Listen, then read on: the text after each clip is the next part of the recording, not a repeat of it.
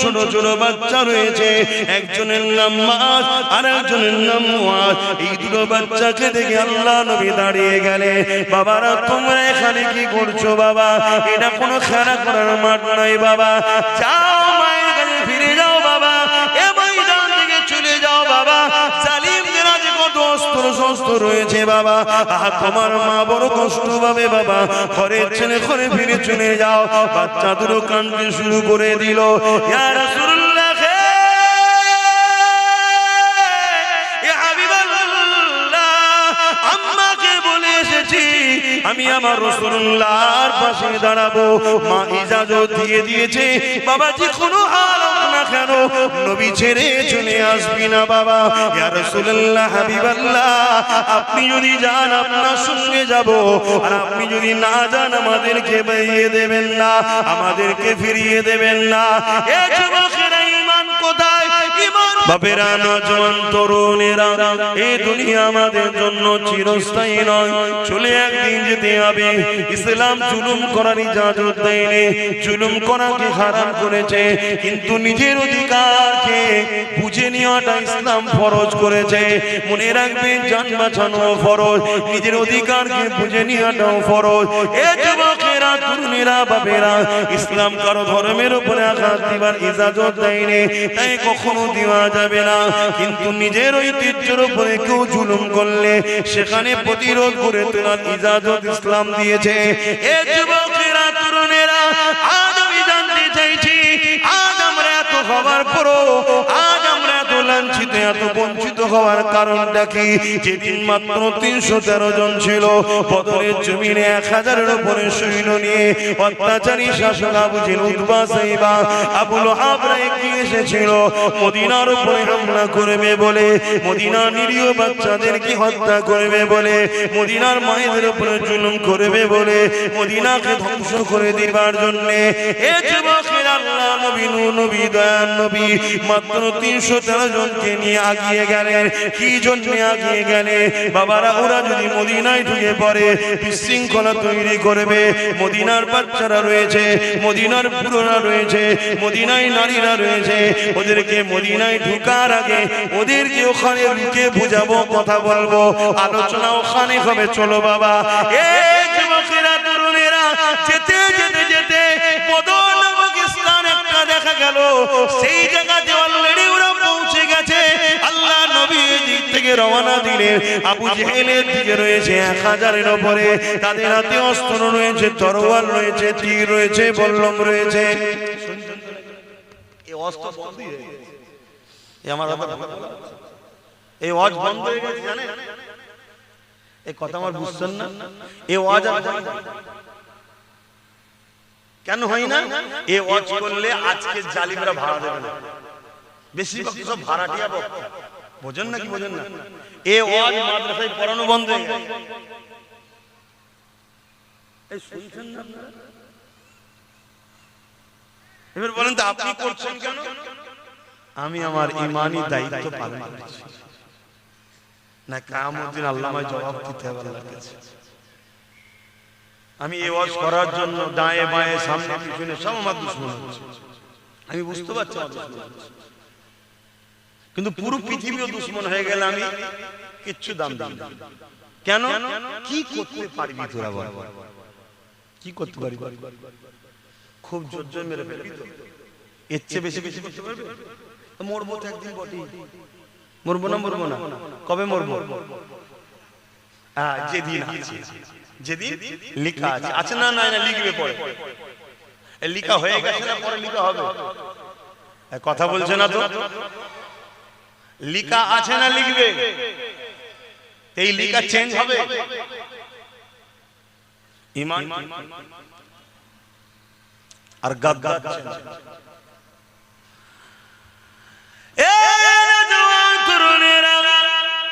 আল্লাহ নবী 313 জনকে নিয়ে এগিয়ে যাচ্ছে, যারা আমল করে কোন হাতে অস্ত্র না, ঘোড়া উঠো নাই, খালি পায়েতে মরুভূমির ওপর দিয়ে হেঁটে হেঁটে যেতে লেগেছে।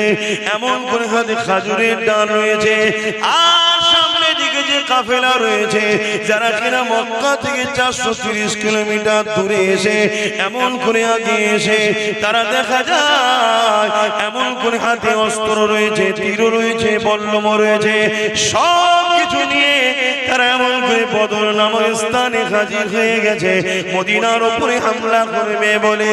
আল্লাহ নবী সেখানে তাদেরকে দাঁড় করিয়ে দিলে। এ যুবকেরা, তরুণীরা, বাপেরা, তারা কোনো কথা শুনতে রাজি নয়। তারা বলতে লেগেছে এই সুযোগে মেরে দে, এই সুযোগে মেরে দে, কেননা আমাদের সংখ্যা 1000 আর মুহাম্মাদের সংখ্যা মাত্র 313 জন। আমাদের হাতে অস্ত্র রয়েছে, মুহাম্মদ খালি হাতে রয়েছে, আমাদের হাতে তীর বল্লম রয়েছে, ওদের হাতে খালি হাতে রয়েছে, আমাদের গায়ে লোহার জামা রয়েছে, ওদের গায়ে কোন রকম ভাবে কাপড় রয়েছে, আমরা ঘোড়ের পিঠে ঘোড়ার পিঠে রয়েছি, ওরা তো খালি পায়ে রয়েছে। এই একটা মৌকা, এদেরকে মেরে দে, মেরে দে।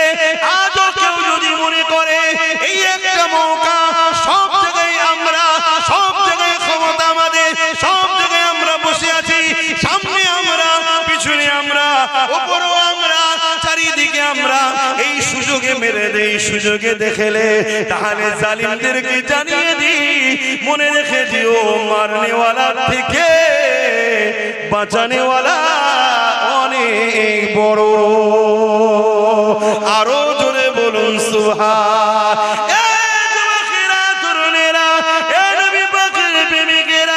আমাদের অন্যায়টা কোথায় হয়েছে? আমরা সব হাত খালি করে দিয়েছি, যা ছিল একে ওকে তাকে দিয়ে দিয়ে শেষ করে দিয়েছি।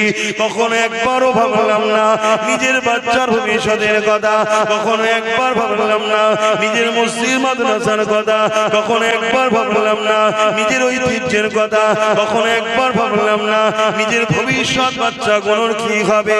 আর দুনিয়া জমিনে সামান্য ভিক্ষাতে আমরা বিক্রি হতে হতে হতে আজ এমন একটা জায়গায় পৌঁছে গেছি। এ যুবকেরা, তরুণীরা, বাপেরা, চতুর্দিক থেকে আমাদেরকে মিটাবার জন্য চেষ্টা শুরু হয়েছে। তারপরও কিন্তু বলে যায় চিন্তার কোনো কারণ নেই, শুধু রোডটা চেঞ্জ করে আমার রাসূলুল্লাহর কদমে নিজেকে জুড়ে দাও। মুস্তাফার গোলামের জন্য হাসবুনাল্লাহু ওয়া নি'মাল ওয়াকিল, আমার আল্লাহ যথেষ্ট। আরো জোরে বলুন সুবহান। নিবার হয় না, না নিবার হয় না, আমি তো ডিউটি পালন করছি বাপ, আল্লাহর কাছে ধরা না পড়ে যায়, ডিউটি পালন করছি, আগেও করেছি আজও করছি, নিবার হয় না, না নিবার হয় না।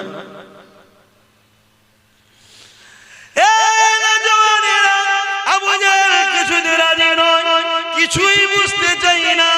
ও বুঝতে পেরেছে এই সুযোগে যদি না কাজে লাগায় আর সুযোগ পাবো না, কেননা সুযোগ আসবে না। তাই আবু জাহেল রেডি হয়ে গেল। আর আমার রাসূলুল্লাহ আসমানের দিকে মুখটা তুলে বলতে লেগেছে আল্লাহ আপনি যথেষ্ট। এই বলে নবী আমার কাতার সিধে করতে লেগেছে, কাতার সিধে করতে লেগেছে। এ যুবকেরা, তরুণেরা, যেমন একজন সেনা কমান্ডারের কাজ, ওই নেতৃত্ব রাসূল দিয়ে সোজা করতে লেগেছে। ওই কাতার দেখতে দেখতে দেখা যায় ওই কাতারে দুজন ছোট ছোট বাচ্চা রয়েছে, একজনের নাম মাস আর একজনের নাম মুআজ। এই দুটো বাচ্চাকে দেখে আল্লাহ নবী দাঁড়িয়ে গেলে, বাবারা তোমরা এখানে কি করছো বাবা? এটা কোনো খেলা করার মাঠ নয় বাবা, যাও মায়ের কাছে ফিরে যাও বাবা, এ ময়দান থেকে চলে যাও বাবা। জালিমদের আজ কত অস্ত্র শস্ত্র রয়েছে বাবা, তোমার মা বড় কষ্ট পাবে বাবা, ঘরের ছেলে ঘরে ফিরে চলে যাও। বাচ্চা দুটো কাঁদতে শুরু করে দিল। ইয়া রাসূলুল্লাহ,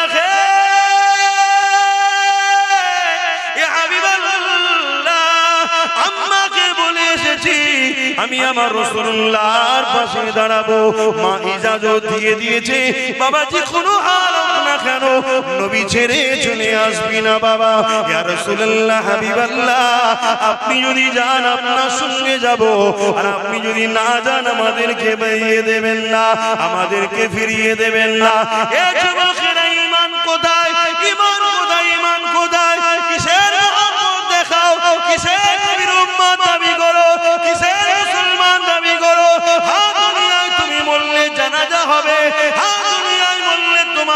জানাজাতে কোনো পিসায় পীরজাদাও আসবে।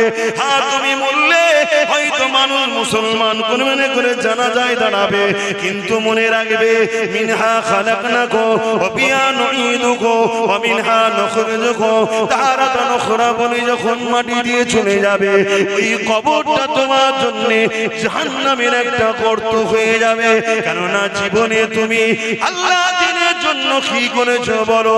আজকে আমরা সহজ ইসলাম পেয়েছি, সহজে মসজিদ পেয়েছি, সহজে মাদ্রাসা পেয়েছি, সহজে কোরআন পেয়েছি, তাই আজকে আমাদের মসজিদ মাদ্রাসার উপরে দরদ না, আমাদের মসজিদ মাদ্রাসার উপরে কোনো খেয়ালই না।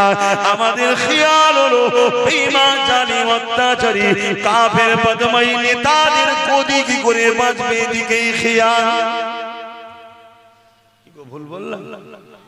কষ্ট হয়ে গেল?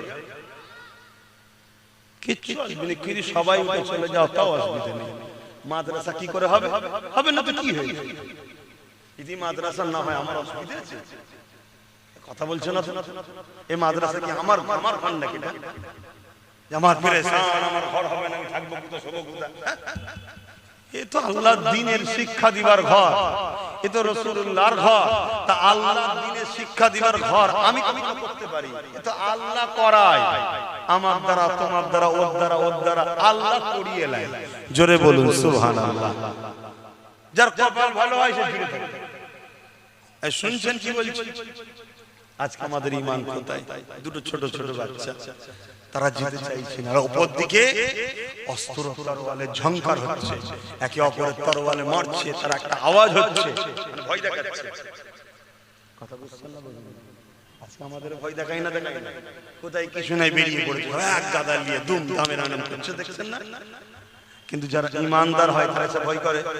কারণ ঈমানদাররা মায়ের পেটে যখন ছিল তখনও হোসাইন শুনেছে, কোলে কোলে বড় হয়েছে ইমাম হোসাইন শুনে শুনে। জোরে বলুন সুবহানাল্লাহ। কি গো ভুল বল? আমরা সব ভয় লাগে না। হ্যাঁ, যাদের ঈমান দুর্বল হয়ে গেছে তারা কি হবে, কি হবে, কি হবে, সব কি হবে, চলো ওদের সঙ্গে না মিশে থাকলে হয়, যা 2-500 পেয়েছি ওই ঠিক আছে, আজকাল মেরে ফেলবে, কোনো দরকার নেই বাবা, এই ছয় এর সাথে থাকি হয়তো বেঁচিয়ে দেবে। হ্যাঁ জানা জীবনে মনে রাখবে, সে জার্সি গরু হোক আর গাই গরু হোক, উজড়ি উজড়ি হয়। কি গো ভুল বললাম নাকি? তুমি যতবার যাই দিয়ে ধো, পরিষ্কার করো, আর করো, রান্না করে যখন দেবে, কি এটা ভাই গোশ কথা কিছু মাথায় ঢুকলো আমি কি বলছি? হ্যাঁ বুঝার হয় বুঝে নাও, না বুঝার হলে আর কি বুঝাবো বল? কোদাল দিয়ে যখন কবরে দিয়ে আসবে ফেরেশতা দিয়ে আল্লাহ বুঝিয়ে দেবে যখন বান্দারে। যা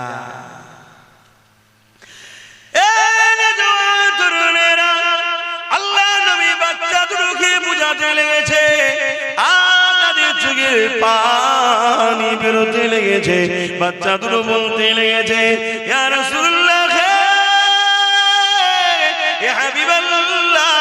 হুজুর আপনি আমাদেরকে এখান থেকে সরিয়ে দেবেন না, হুজুর আপনার সঙ্গে থাকার ইজাজত দেন।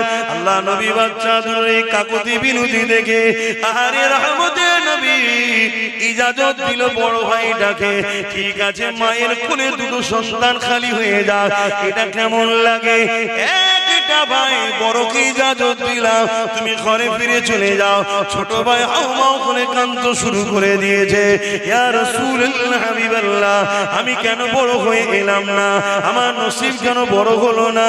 আমি যদি বড় হতাম বদরের জমিনে আল্লাহ নবীর সঙ্গে দ্বীনের জন্য, আল্লাহর জন্য, হকের জন্য, রাসূলুল্লাহর জন্য দাঁড়িয়েছিলাম, কিয়ামতের দিনে এটা আল্লাহকে বলতে পারতাম। এইভাবে বাচ্চাটা কাঁদতে লেগেছে। হঠাৎ করে আল্লাহ বাচ্চার মাথায় বুদ্ধি দিয়েছে, বাচ্চা বলে উঠল, ইয়া রাসূলুল্লাহ হাবিবাল্লাহ, লড়াইয়ের ময়দানে বড় ছোট তো ব্যাপার নয়, যার ক্ষমতা বেশি তাকেই কাজে লাগানো যায়। ইয়া রাসূলুল্লাহ হাবিবাল্লাহ, ও আমার থেকে বড় হতে পারে, কিন্তু ওর থেকে আমার ক্ষমতা বেশি। আপনি কুস্তি লাগিয়ে দেখো, আমি ওকে পরাজিত করে দেবো। এই যুবকেরা, তরুণেরা, এই যে নেশা, এই যে কান্না, এই যে রাসূলুল্লাহর সঙ্গে থাকার ইচ্ছা একটা, যদি আমি নবীর কাতারে দাঁড়িয়ে আর জালিমদের বলে আমার ঠোঁট থেকে কল্লাটা আলাদা হয়ে যায়, কত সুন্দর না হবে। কিয়ামতের দিনে আমি আল্লাহর কাছে পেয়ারা হয়ে বেহিসাব জান্নাতি হয়ে যাব। আরো জোরে বলুন সুবহান। এটাই নেশা তো নাকি? আরে কথা বলুন, এটাই নেশা। আর আমাদের নেশা, আমাদের এই নেশা আছে? আমাদের জান লাগলে, মাল লাগলে আমরা অন্য জায়গায় খরচ করি, অন্য জায়গায় দিচ্ছি, দিনই কি দিচ্ছি, কিন্তু আমরা হকের পক্ষে থাকতে পারছি না। কেন? এর কারণ ওই বললাম, আমরা গুস্তাখে রাসূল হয়ে গেছি, বিয়াদবে রাসূল হয়ে গেছি। তাই আল্লাহ আমাদেরকে নিচ্ছে না, আল্লাহ নিচ্ছেন না। মনে রাখবেন, যদি কেউ মনে করে আমরা না হলে ইসলাম চলবে না, আমি ওই মুসলমানকে জানাই তোমার ইসলাম সম্বন্ধে ধারণাই নাই, ধারণাই নাই। আল্লাহ তোমাকে নিয়ামত দিয়েছে, নিয়ামতের কদর যদি করতে না পারো, আল্লাহ কেড়ে নিয়ে অন্যজনের হাতে তুলে দেবে, অন্যজনের হাতে দিয়ে দেবে। দেখো না, যে বাবরি মসজিদে প্রথম আঘাত করেছিল তাকেই আল্লাহ কালেমা পড়ালো, তার হাতে 100-এর উপরে মসজিদ আল্লাহ বানিয়ে দিল। জোরে বলুন সুবহানাল্লাহ। আরো জোরে বলবেন না সুবহানাল্লাহ? নারে দিবে।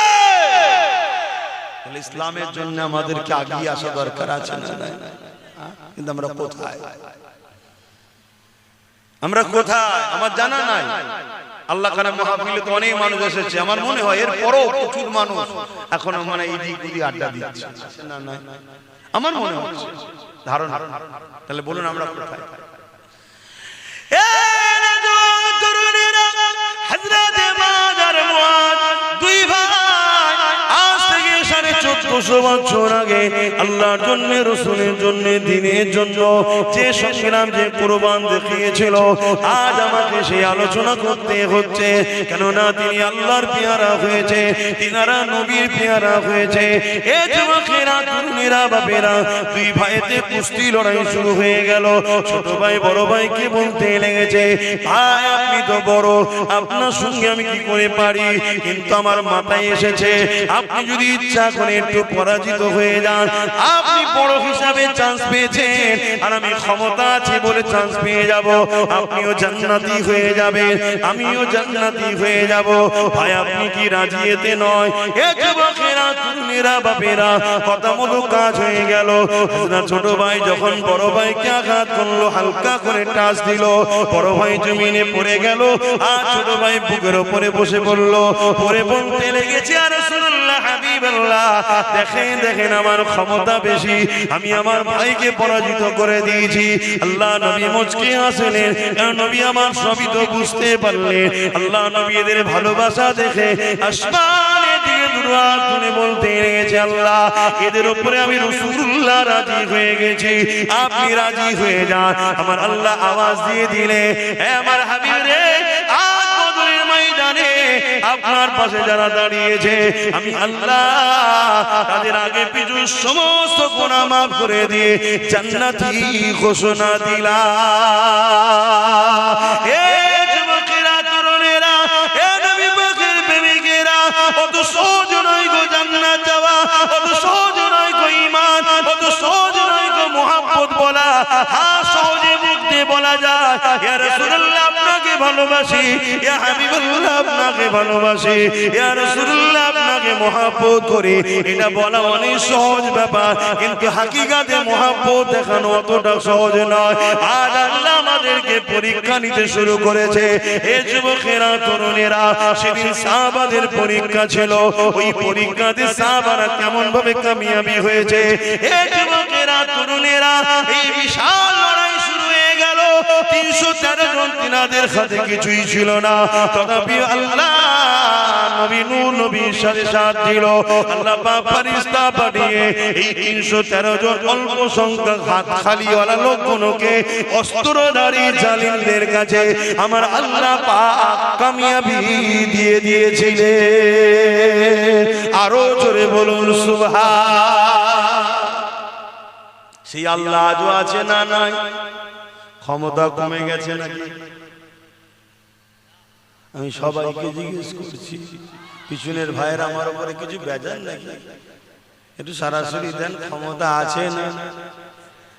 তাহলে সেই আল্লাহর ভরসায় হকের পক্ষে দাঁড়াতে আমাদের আপত্তি আছে কি গো?